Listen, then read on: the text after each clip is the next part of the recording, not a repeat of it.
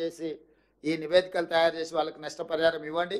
అదేవిధంగా దాదాపుగా 30,000 ఎకరాల పంట నష్టం అంటున్నారు.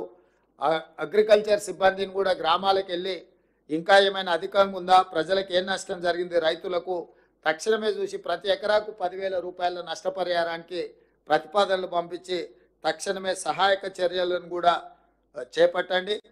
అదేవిధంగా ఇప్పుడు ఈ రోడ్లకు సంబంధించి కానీ హౌజెస్కు సంబంధించి కానీ ప్రధానమంత్రి ఆవాస్ యోజన కింద ఇట్లా ప్రమాదాలు జరిగినప్పుడు ఈ ఇండ్లు పోతే కేంద్ర ప్రభుత్వం నుంచి కూడా మనము నష్ట సహాయాన్ని వాళ్ళకు సహకారం అందించడానికి నివేదికలు పంపించవచ్చు.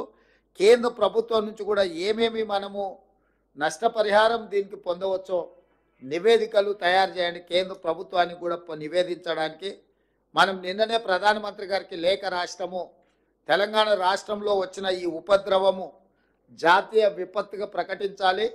తక్షణమే 5,438 కోట్ల రూపాయల నష్టం జరిగిందని తాత్కాలిక అంచనా రాష్ట్ర ప్రభుత్వ యంత్రాంగం అంచనా వేసిండ్రు.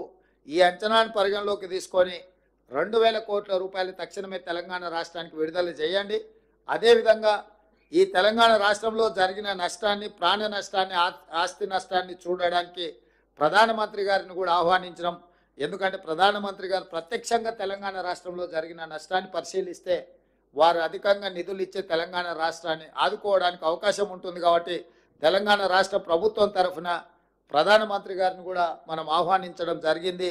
ఒకవేళ వారు పర్యటనకు వస్తే వారికి నివేదికలు అందించడానికి మహబూబాబాద్ జిల్లాలో జరిగిన అంచనాలను పూర్తి స్థాయిలో నివేదికలు తయారు చేసి ప్రభుత్వానికి పంపాల్సిందిగా ఈరోజు నేను కలెక్టర్ గారికి ఆదేశాలు జారీ చేయడం జరుగుతుంది.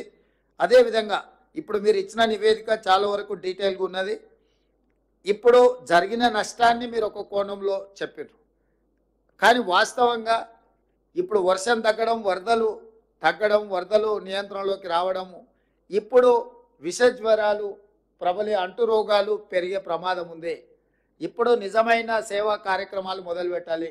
మెడికల్ అండ్ హెల్త్ డిపార్ట్మెంటుని తక్షణమే తండాలు కానీ, గ్రామాలు కానీ, లేకపోతే మహబూబాబాద్ మున్సిపాలిటీలో కానీ బురద ఏదైతే వచ్చిందో వరదల వల్ల తక్షణమే ఆ బురదను తొలగించడానికి అవసరమైన సహాయక చర్యలు రెవెన్యూ సిబ్బంది, ఇతర శాఖల సిబ్బంది, మున్సిపల్ శాఖ సిబ్బంది తక్షణమే సహాయక చర్యలలో పాల్గొనాలి.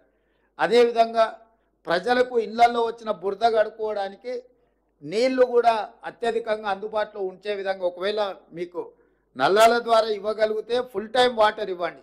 అట్లా లేకపోతే ట్యాంకర్ల ద్వారా నీటిని ఇస్తే ప్రజలు ఆ బురదంతా కడుక్కోవడానికి అవకాశం ఉంటుంది.